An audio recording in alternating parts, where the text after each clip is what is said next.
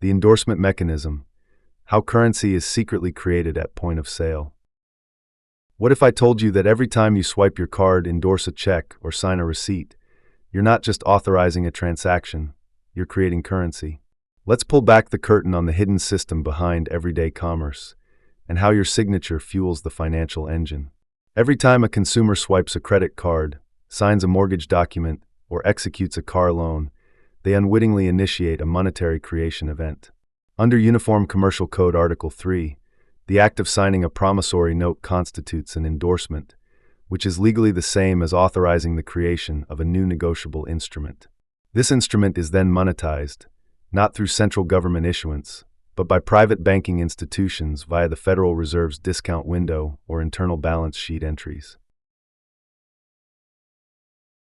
UCC Section 3 to 204 distinguishes between two critical types of endorsements. Blank endorsement, where the instrument is signed without naming a payee, thereby making it bearer paper.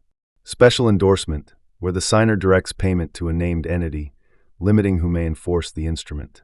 Most individuals unknowingly execute a blank endorsement when they sign financial documents.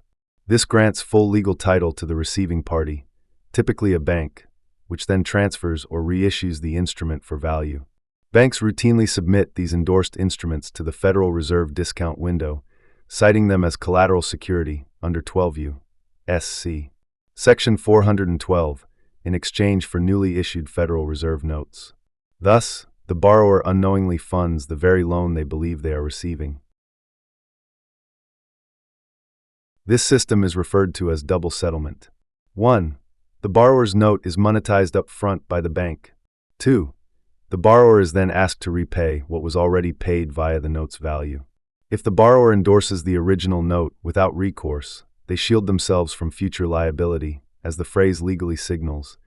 I transfer this without further responsibility. But few are informed of this right. Instead, the banks retain exclusive benefit from the negotiable instrument while obligating the signer to full repayment. In commercial terms, this mechanism is the alchemy of modern banking, turning signatures into currency, ignorance into profit, and debt into control. It is the most silent and legally impenetrable financial event in everyday American life, cloaked behind the benign phrase, "Sign here."